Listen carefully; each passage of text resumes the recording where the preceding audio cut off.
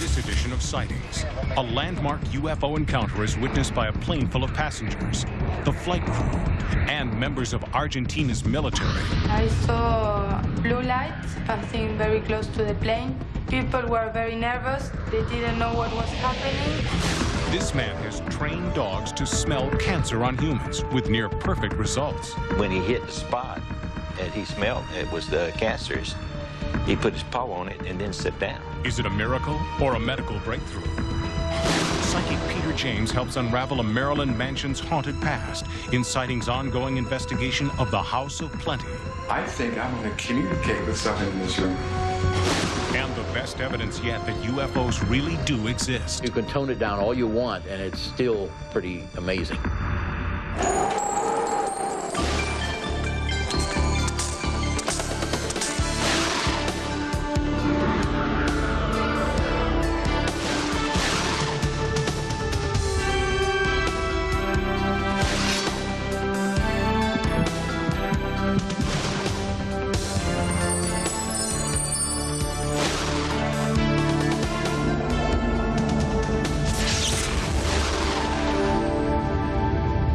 Welcome to Sightings. I'm Tim White. In 1995, a spectacular UFO sighting occurred over the city of Bariloche in Argentina. There was an enormous luminous object in the sky and then an abrupt and unexplained power outage. There were hundreds of frightened eyewitnesses on the ground. But more frightening still were the passengers and crew of an Argentine Airlines jet who saw the UFO head-on from their vantage point at 15,000 feet.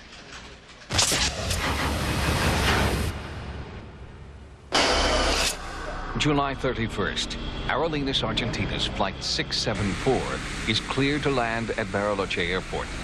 It's a quiet night, just two planes on radar, Flight 674 and a distant military jet. But then, suddenly, a third craft appears, a UFO so disturbing that it has changed the course of this pilot's life, as he tells Sightings in his first interview outside Argentina. Y nuestra preocupación. Our worries began when we saw the light. We consulted with the tower, and they said they didn't know of any other craft in the area. The tower questioned whether Polanco might be seeing the military aircraft, but Polanco insisted that there was a third craft bearing down on his jet. We asked the tower again, and they said they could see our lights, that there was no craft near ours. And they confirmed that there was the military craft in its position. Nosotros estábamos aproximando. We were approaching the airport at Bariloche. Argentine Air Force Commandant Ruben Sapusac was the other identified pilot in the air that night. At 38 miles outside of the airport, I set my radio to the same frequency as the control tower. We could hear the communication between the control tower and the pilot of an Aerolíneas Argentinas aircraft, who was asking the controller if there was any other flight in this area. The controller answered that there was no other craft around. La primera impresión es de un choqueo. The first impression was shock from the people inside the plane. The lights of the object were well defined. There was an orange light on top of it, green lights on the side, and the solid part of the object was dark. Horrified passengers stared out the window and watched as the UFO flew dangerously close to the port wing.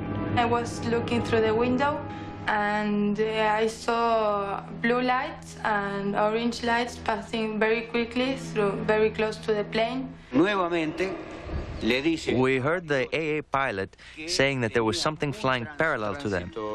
The controller said it couldn't be. They couldn't see anything. The control tower then called us to ask if we didn't see anything. We were 6,000 feet above the AA flight and paying attention to its communication. We told the controller that we couldn't see anything. Just after that, we heard the AA pilot say that the lights at the airport had gone out. There was a general power cut throughout the city, which made us use the emergency services at the airport. I told the control tower that we couldn't generate electricity anymore and that they should tell the plane to start an escape maneuver because we couldn't keep even the emergency lights on properly. The blackout forced Polanco to abort his landing. He was ordered to circle until power could be restored. As the streets were enveloped in darkness, the brightest source of light in the city was the UFO. That night, we had a big blackout. My husband and I went out to buy cigarettes. When we went out, we saw that it was all dark. There wasn't anyone outside, not even cars on the streets. Maria and Silverio Cabral were among the hundreds of Bariloche residents who reported seeing the UFO. I was driving the car when my husband said with panic that there was something standing still above us. I was pretty amazed to stare at something that wasn't normal. The lights were amber and orange, and they were about 3,000 meters high. The light was really powerful. When we decided to get out of the car, the light suddenly disappeared going east. That means it went toward the airport. It went so quickly that it was impossible to follow with our eyes. We were about to enter the airspace when we again heard the Aerolíneas Argentinas pilot asking for confirmation of the existence of another aircraft in the area. The control tower denied it again. The controller said that the only aircraft close to him was mine. Then we saw a small light 5,000 feet below our aircraft. It was an amber and clear light blinking, which went by us at a speed of about 600 or 800 miles per hour. This light flew horizontally, then suddenly it turned vertically, and suddenly it was up above us. We raised our eyes up to the window to see the light going up higher. The control tower didn't confirm it, but the military confirmed that he could see the light as he saw our plane from a different position. The lights at the runways on the airport were gone. We started our escape maneuver, and I noticed that the crew started getting nervous. People were very nervous. They didn't know what was happening, so everyone chatted inside and talked, and they were asking, wondering what was happening, that we couldn't land. We said we were making an escape maneuver because there was no electricity at the airport. While we went up, the object to our right went up, forward toward the lake, and went up at a 90-degree angle at incredible speed, and waited for our turn at the lake. All of a sudden, we saw nothing else. So we started looking toward our horizon, and we saw the light just in front of us, standing still about 29 miles from us. Polanco thought the UFO was moving away, but suddenly, there it was again, directly in front of him. When we turned over the lake toward the airport, we saw the UFO again, waiting for us on our trajectory. Once we finished our turn toward the airport, the UFO disappeared below us. As soon as the UFO disappeared, the lights came back on.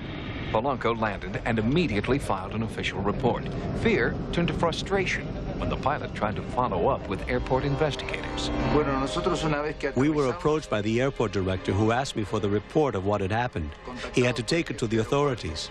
We gave this report to the airport authorities, but so far, I haven't received an answer about it.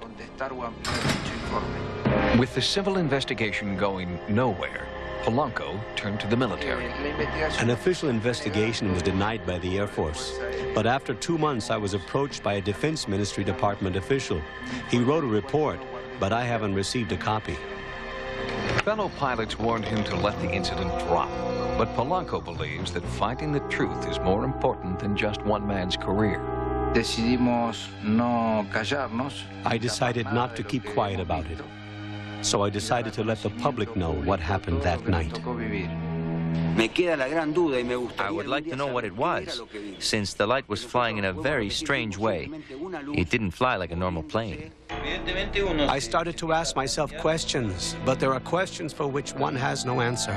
If there are answers, Polanco says he must find them because he believes there is something out there, a UFO under intelligent control. What I always ask myself is how they could know the maneuvers I was going to make, and if the object knew what I was thinking. I had the impression that this object could foresee what I was thinking.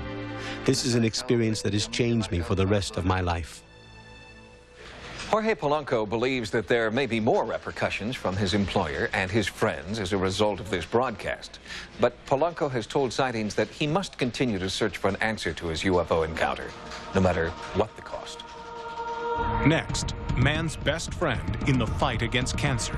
His record in the cancer thing is 99.7% out of 451 surgeries.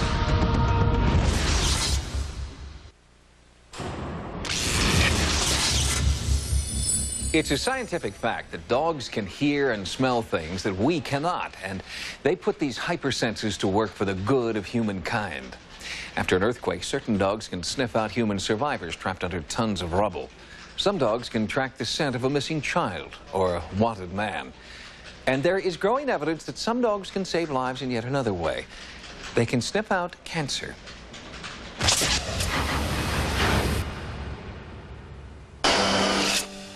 They are sensing something that I can't see, and that's another clue. And I think that this is the kind of thing that if we have an open mind about this, we can learn from observing these dogs and hopefully advance medicine.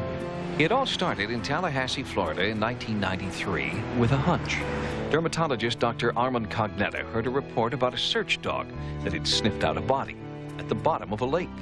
The doctor, who treats many patients with skin cancer, wondered, if a dog can pick up a scent through water, could they sniff out disease, specifically cancer, inside the human body? Then, a strange coincidence. In a British medical journal, this article about a dog credited with finding a malignant growth on its owner's leg. Dr. Cognetta brought the article and his hunches to Dwayne Pickle. Okay, now you watch. Listen, watch. Wait. I said, I can train a dog to find anything that's different than its surrounding environment. And if indeed cancer is, then yes, we can train dogs to find it. Dwayne has worked with dogs for 30 years, 8 in the military and the rest in law enforcement. He initiated the canine unit of the Tallahassee Police Department, training and patrolling with dogs for drugs, bombs, and to detect smuggling. Dwayne Pickle knows dogs. The dog's sensitivity to smell is 220 million times better than ours. They can see 10 times better than we can. They can hear 1,000 times better than we can. The combination of those three is why we use dogs. They're just phenomenal things that they can do. And the best example of this phenomenal ability, says Dwayne, is his partner George, a purebred schnauzer and one of the most highly decorated dogs in the country. I wanted a bomb dog that was more agile, more coordinated, and that's why I brought George on. He has so much experience and so much indoctrinated that throwing something new at him doesn't faze him. He enjoys doing that. The first hurdle was to determine if cancer did, in fact, have a smell. Dr. Cognetta gave Dwayne cancer cells taken from biopsies of patients with malignant melanoma. Dwayne placed the cells in an airtight test tube and hid it from George. Finding cancer is the exact same thing as training a dog to find drugs or training a dog to find bombs. He already knows that when I give him a scent, he has to go and find it. Good, okay, very good. To determine if George was smelling the scent on the tube or the cancer inside, Dwayne built a scent box. He filled the holes with tubes and other medical supplies. Only one airtight compartment held the cancer cells, and George found it. Very good. Then we went to the Tallahassee Memorial Regional Medical Center and asked if they could sponsor the program and help us get approval for doing so through the American Medical Association and the Academy of Dermatology and the Ethics Committee, and actually jump a lot of the hoops that had to be done in order to do this. Nurse Kim Edwards had a very personal reason for volunteering for the next phase of testing. My dad had melanoma, as well as my grandmother had a basal cell cancer that removed a large portion of her left upper arm. I have been having moles removed for the past 6 or 7 years, probably a total of 20 moles that were questionable. So Dwayne came up with a way to put Band-Aids to see if we could train the dog, like with a cancer cell hidden in a Band-Aid. Could you then put it on a patient, and would the dog then be able to do a process and figure out where it was? When we first did the first test and I came out and laid down, I wasn't really skeptical, but I didn't know. I was trying to come with an open mind. And as George was walking around and came upon the first cell and hit it, it was like, oh gosh, he can do it. This is potentially something that can save my life one day. Good, okay. That day did come for one of Dwayne's fellow officers. Edward Messer was one of the participants in Dwayne's final testing phase. This time, there were no cancer cells in the adhesive bandages, just bandages placed over suspicious moles and growths of medical center volunteers. Edward had a growth on his back that had been biopsied, but the results were inconclusive. Would a schnauzer know, but a pathologist did not? When I was laying there on the table and the dog was moving around, I said, what the heck am I doing here? This is silly. And, of course, you never know, you know. And that's something that you, the dog would go all the way around. And when he hit the spot that he smelled, it was the cancers, he put his paw on it and then sit down. And after he did that, I said, well, maybe this might have something there after all. When the dog indicated on it and it proved to be melanoma, then that, to me, was amazing, because now we've done something that's never been done before, and that feels good. How many lives he saved? Ooh, I don't know. His record in the cancer thing is 99.7% out of 451 surgeries. Amazing, isn't it? Yeah, he's done a great job. After the initial study, Duane began contacting other Tallahassee doctors, including Dr. Clifton Bailey, who specializes in diseases of the lung, asthma, emphysema, and lung cancer. I thought for a few minutes, and I said, I'm sure that a dog can identify tumors of the lung that connect to the outside. And if you think about it, it's really logical, because if something looks different, it's probably made up differently, and if it's made up differently, it's got a different smell. Duane built a new scent box to hold identical test tubes, one of which contained a filter that a lung cancer patient had breathed into. Good boy, all right. It takes a real professional to do this, because someone's life is at risk. This is a trained dog that's doing it on command. So it takes a great deal of work, energy, and effort. It takes about 1,200 hours to train a dog to do this. It may not be high tech, but the program is very high skill. Duane's challenge now is to teach his training methods to more dogs and more dog trainers. Very good. Good girls. I've lost several friends through cancer. I've watched the agony that families and patients go through. And if there's any way that a canine and I could help in that, that's what I would like to see done. The project is not without its detractors. Many healthcare professionals see the dogs as impractical and less cost-effective than mechanical detection devices. But Dr. Bailey believes that by studying how the dogs find the cancer may lead to new medical breakthroughs. The first question is, what is the dog smelling? Is the dog smelling an individual molecule, individual chemical? Is the dog smelling a fixed recipe of volatile chemicals? To go further would need more sophisticated scientific approach, and we don't have the facilities. So this is just another incident where the dogs are really a part of our family and can save our lives, because they have capabilities we don't have. The doctors use as many tools and stuff as they can, and to me this was possibly just another tool to be used. Yeah, it's a dog, but does it matter what the tool is? It sounds a little strange to some people, but if you know dogs, if you work with them, then it doesn't matter. You're talking about your life. As promising as his initial study has been, Duane Pickle may not be able to take his research much further. Duane's a dog trainer, not a medical researcher. He needs guidance and funding to keep his Cancer Alert Dog program alive. But so far, he has yet to find a mainstream scientific institution willing to help him continue his research. Next, ghosts from cyberspace and anti-gravity devices made from alien technology. Later, the stunning results of Sightings' investigation of the House of Plenty.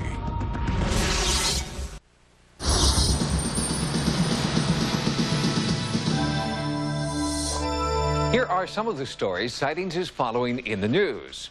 It's available right now on the web. Instant access to a worldwide network of people who have all seen, heard, or felt the presence of a ghost. And researchers using the new internet links believe even more strongly than ever that ghosts are real. On the World Wide Web, Bob Bowling is one researcher with his finger on the pulse of ghost encounters. I started the website mostly out of curiosity to find out what was common throughout the world regarding ghosts. Bowling's website has been up and running for just over a year and already has received more than 14,000 first-person reports of haunting activity. I tried to get a survey going then and research to try to find out how common this was, but the logistics prevented that, and what made it available was the internet, and that's why I started the Ghost Links website, so that I could reach out to the whole world. Through his research, Bolin has discovered that there are 4 major ghost categories. There are shadows, two-dimensional figures of the human form. There are spheres of light or electricity. There are also clouds, amorphous or figural. And there is the classic 3-dimensional ghost, usually translucent and monochromatic. Bolin has also found that sightings spike in June, July, and September. My research has been very, very worthwhile. I plan on using the research, writing a book, incorporating a lot of these true stories, plus the information about the different types of ghosts, that these beings are real. They're not some life videotape or life force that's left over. Ghost encounters cross all cultural and religious lines. They are real. If you've had a ghost encounter, Bolin invites you to fill out his ghost poll at this address. From Fort Langley, British Columbia, it may look like a cross between a flying saucer and an outdoor barbecue. But this, according to the men who are building it, is the future's best hope for pollution-free vehicle. It's called the Gravital Magnetic Device, a strange flying machine that its designers say will one day levitate using only magnets. Stranger still are the claims of designer David Hamill that he received the plans for his machine during an abduction experience. Pierre Sinclair is an electronics engineer who first met Hamill in 1989 and has been one of his staunchest supporters ever since, promoting Hamill's revolutionary ideas and helping to construct a first GMD prototype. The GMD, the Gravito-Magnetic Device, is a device designed to produce anti-gravitational energy. That means a machine that can produce a gravitational field that can be moved around it. So that means you can use that for propulsion, or you can use that to make a new type of electricity. Sinclair has co-authored a book about Hamill's abduction experience and the evolution of GMD plans and prototypes. It was very important to communicate to the public what the story was about, what the technology was about, because of its importance. Because of the man himself. David Hamill was not the kind of man to explain it to everybody. He was the man to make the machine, not to explain it. He needed somebody else to convey the message. That was my job. Sinclair acknowledges that anti-gravity is regarded as unobtainable fringe science, but he and Hamill are not deterred.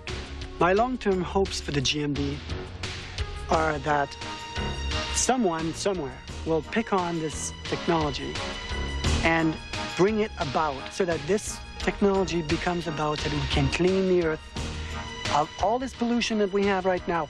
It's time to carry on to better and more useful and cleaner sources of energy. We have the potential to do it, and the GMD is one of those. We'll have more stories in the news next time. Now, here's what's coming up as Sightings continues. There's a man in a uniform standing right there. Hello? Psychic Peter James attempts to unravel the nightmarish past of Beverly Irig's dream house. Something just grazed the top of my head. Hello?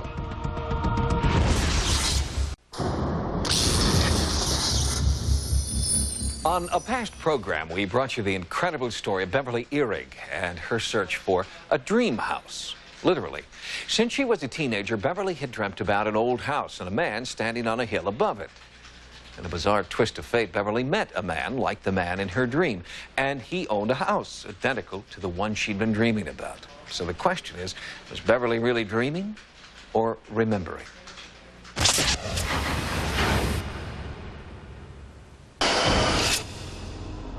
The dreams were disturbing at first. Where did they come from, and what did they mean?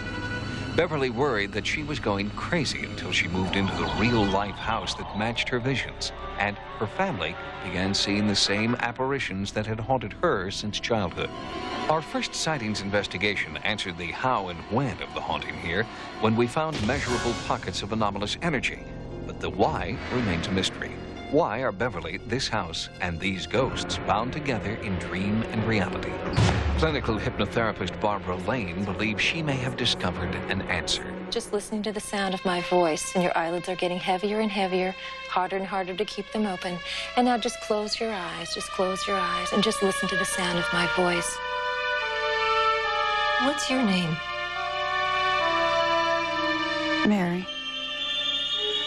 She recalled under hypnosis being Mary, and she saw herself. She recalls a relationship with a friend in that lifetime at 16 years old. Under hypnosis, as Mary, Beverly revealed new details about the male ghost. What is the coat? It's part of a uniform. And what uniform is that? Military. He's going to go away. What do you think about this? I don't want it. I don't want it to go. Then, in a deep hypnotic state, Beverly revealed that the soldier ghost of her past life could be found in human form in this life. It was the man who had inherited the house from his ancestors. It was Paul Downs, her landlord. Paul was in Beverly's regression, and he was the gentleman, her friend, when she was 16 years old. He was the one dressed in the Union uniform. And in this lifetime, I do know that he recreates Civil War reenactments. So I do find that very interesting that he is drawn to the Civil War. Barbara Lane believes that there are paranormal forces at work in Paul's house that have drawn Beverly here and will keep her here. I do think that there is a connection with Beverly and with Mary. I do think there's a connection with the past, a historical connection, a soul connection. But why have the past lives of Mary and the soldier come back to haunt the present? Perhaps because something was not resolved in that lifetime. She has had a specific draw to come back and to resolve it in this lifetime. Lane believes that the spirits are trying to deliver a message. First, reaching out to Beverly, and now to her entire family. But what is that message? Peter James believes that he knows. Peter is a psychic investigator who claims to have the power to communicate with the dead. Sightings invited Peter to Port Tobacco, Maryland, and brought him to the house known as Plenty for his psychic impressions. Beverly and her family were moved to a neighbor's house during Peter's initial visit to prevent any direct or indirect influence. Standard and thermovision cameras were used to record Peter's revelations, particularly startling because he knew nothing of the activity here. There are two men, males, that are in uniform. This dates back to the time of our union of our country. One is older, one is younger. This younger man, he does walk this house, and it feels like he's here with a broken heart. It feels like he's looking for a younger female that keeps looking out the door, out the window, in anticipation of someone coming back. And this person coming back wears the uniform. This emotional connection had been a constant theme in Sightings' earlier interview with Beverly. I felt very close to her. It was easy to pick up her emotional state, very, very much so. I felt that she was very, very fond of and very close to the soldier. As Peter began to voice his impressions, a sweet smell wafted down the stairway. There's a sweet smelling is at the house. The Sightings team smelled it too. Peter claimed that this was a physical manifestation of a female spirit. Right here. Look, right here. Right here. Look. Quietly. Someone is standing right there. Don't shine your light on it. Hello? There's that male. There's a man in a uniform standing right there. Hello? The young lady and the young man in uniform are both, they're both on this floor. Look, something just grazed the top of my head. Hello? I got some registration exactly when you said that. Did you? Yeah. Yes, there's something right here. Right now. Yeah. When the tape from the thermovision camera was played back, the team found this.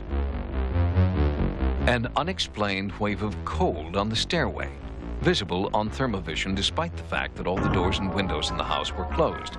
It was eerie because this stairway has been a paranormal hotspot for years. It was also one of the locations where Al Rober had earlier recorded what he believes are voices from beyond the grave. Rober is an expert in EVP, electronic voice phenomenon. Before Peter's arrival, Rober had made recordings throughout the house. One of the loudest sounds was recorded here in the master bedroom.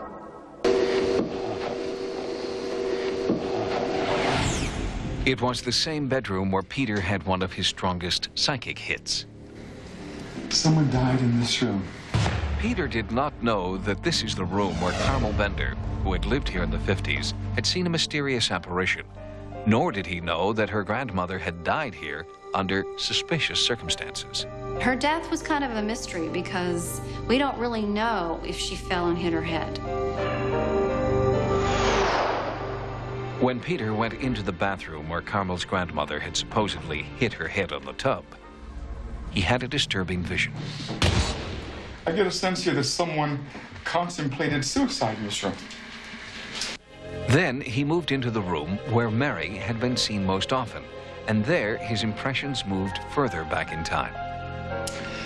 Has anyone mentioned seeing the lady in waiting in this room? Yes.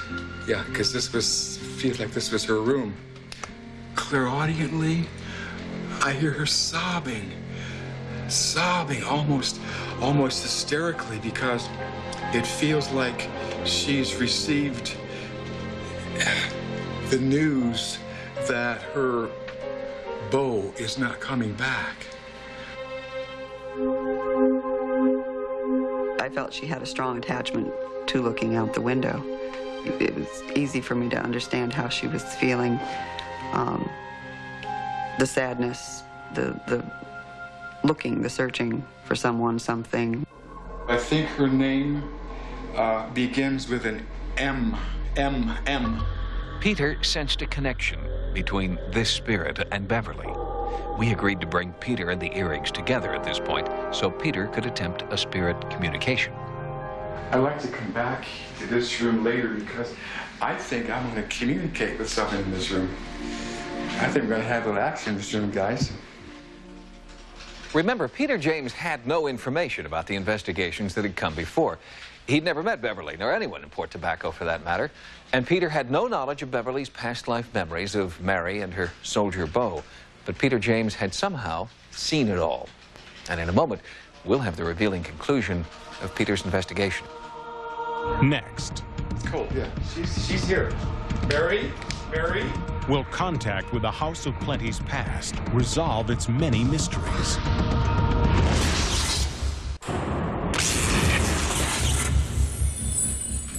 In the antebellum house in Virginia known as Plenty, psychic investigator Peter James found a wealth of haunting activity.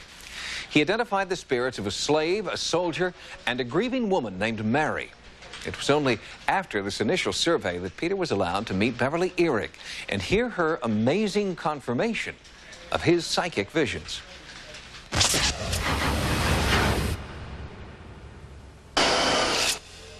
After making his initial psychic impressions alone, with no background information, Peter was allowed to meet Beverly Ehrich, her family, and the home's owner, Paul Downs. I feel like there is a young female. I did not get a name, but I got a letter M, female. That was here, and I got a sense of her going back to the door, looking, or perhaps in anticipation of her loved one, expecting him to come back, but he doesn't come back. To me, it was a wonderful experience, a very emotional experience. I was feeling tears of joy because this confirmed that the people and the events that I kept sensing and experiencing do exist here. They are present, and they do coexist with myself and my family. Listen. They're sobbing. Listen, they're crying. Listen. Now listen.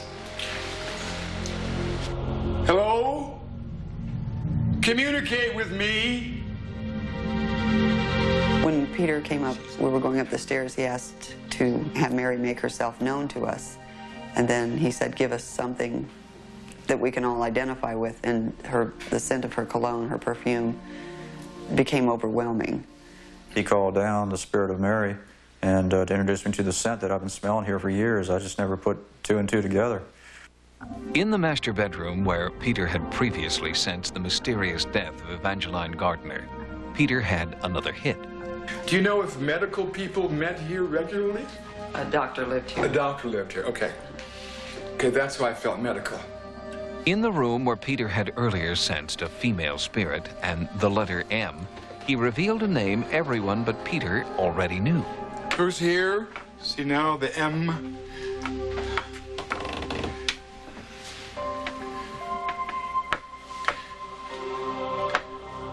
The name sounds like Marie, or Maria, or Mary. Mary. Is it Mary? Yes. And he pointed out the name either Mary or Maria. And so, you know, we kind of looked at each other and we said, yeah, he's definitely tuned in on something. I hear her sobbing hysterically, just pacing. I think strongest emotionally was when he began to describe, he could hear Mary crying.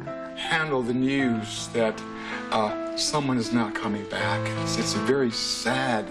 I knew what she was sobbing about was the fact that he had chosen not to come back of his own will, because at that time I had visions of the Civil War soldier receiving an injury to his leg, making him feel less than complete. Peter sensed that injury in the spirit and in one of those present, too. Someone have a bad knee? Me? Yes. You have a bad knee? Downs. I do have, I've got a bad knee. I have an old athletic injury. I never met the man before, and I didn't know it was that obvious. I was kind of surprised about his accuracy. He seemed to be right on the money. Beverly believes that Paul's injury and the injury of the soldier spirit are not coincidental. She has long felt that Paul and the spirit are connected through a shared past life. I am totally convinced that Paul and I have known each other for hundreds of years. I feel that Beverly and Paul have been together in a former life as well. And they're together now because there's some unfinished business to accomplish. For confirmation, Peter called up the spirit of Mary.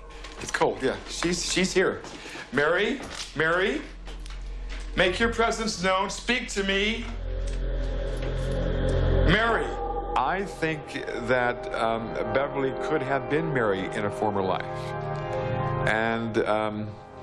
And Mary is able to recognize her sense of who she is now, and it's like looking into a mirror.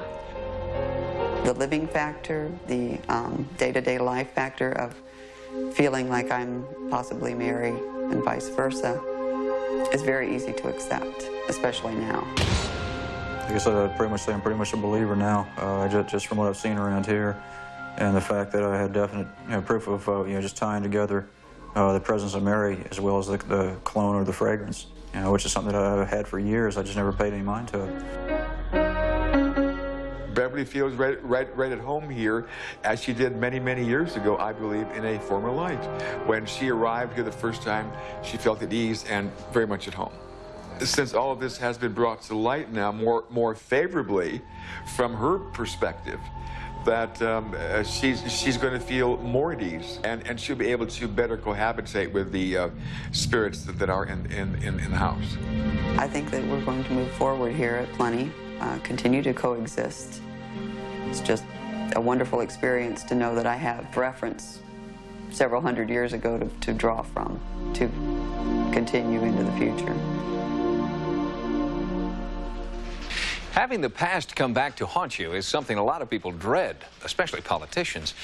But for Beverly Ehrig, finding the house called Plenty and connecting with the entities that she believes are living there has brought her full circle. Finally, Beverly says her past has shown her where she belongs. Next, can these case studies convince the world that UFOs really do exist? You have to get past this business where everybody thinks it's a kooky, crackpot subject.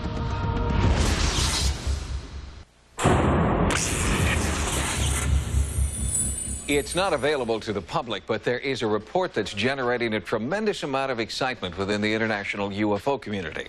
The report is called UFO Briefing Document, the best available evidence. And it is exactly that, 170 pages of what a scientific panel believes is proof. that we are not alone. Socorro, New Mexico, 1964. Tehran, Iran, 1976. Rendlesham Forest, England, 1980. These are three of the most compelling cases in the history of ufology, and their complete stories, as well as other sightings and research culled from obscure files, are presented in UFOs, the best available evidence. It is designed to convince world leaders that UFOs are a phenomenon worthy of serious investigation by presenting the most compelling research from the three largest UFO organizations in the world. The cases were selected on the basis of being well documented with such things as military intelligence reports, and they were chosen to represent many different countries. They were also chosen because they were mythbusters. For example, the popular notion that UFO eyewitnesses are crackpots is blasted in the Socorro case, where the chief witness was a police officer. A UFO landed in the desert outside of a little New Mexican town and was sighted by a police officer, Lonnie Zamora, and the object took off with a roar and flew away silently. No one has ever cast doubt upon this guy. He doesn't have a lot of scientific background, but he's a highly dependable witness with a good eye. Also, the case was investigated within a couple of hours by a man from Army Intelligence and a man from the FBI.